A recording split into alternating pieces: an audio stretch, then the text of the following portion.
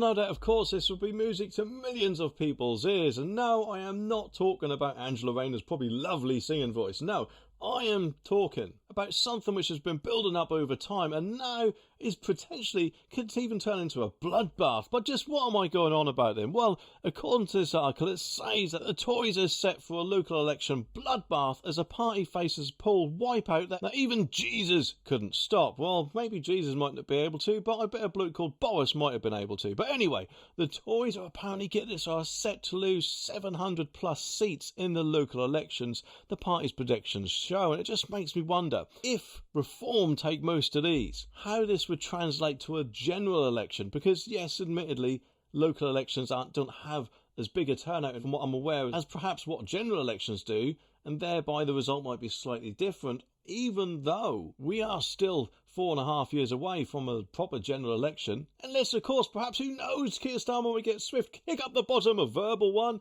and get told to call it a general election because they think the party's doing well. Or maybe, just maybe, who knows, there could be another coup like what poor Boris went through and Keir Starmer could get out that way. But it just goes to show, doesn't it, that if these results come true, then hopefully momentum could even build up more for Reform before the 2029 general election. But it says, on Thursday, 1,641 councillors on 23 local authorities will be voted in across England. Tories apparently currently control 19 councils, but a party source said it is a very realistic scenario to imagine that we might lose control of every single council. Reform UK are apparently targeting Tory-run Lincolnshire, and YouGov polling even shows that Nigel Farage's party is also on course to win 2 key mayoral elections on May the 1st in Great Lincolnshire and Hull and East Yorkshire. Though, hang on a minute, isn't that 3, not 2? But senior Tories, though, they have thrown Kemi a little lifeline and said, or promised rather, according to this, that there is no way in hell they will try to topple leader Kemi Badenoch. Because, yeah, I mean, let's face it, with how they've been doing things recently, it does seem that they've been changing them because why not, presumably, in their eyes, eh? One insider, though, they say that the party still has PTSD from ending the careers of so many PMs, with the election mauling from July still fresh in their memory. And it does make me wonder. I know a lot of people out there didn't like Boris, but I think you can all agree that he is, or was, rather, as an MP, quite a good campaigner.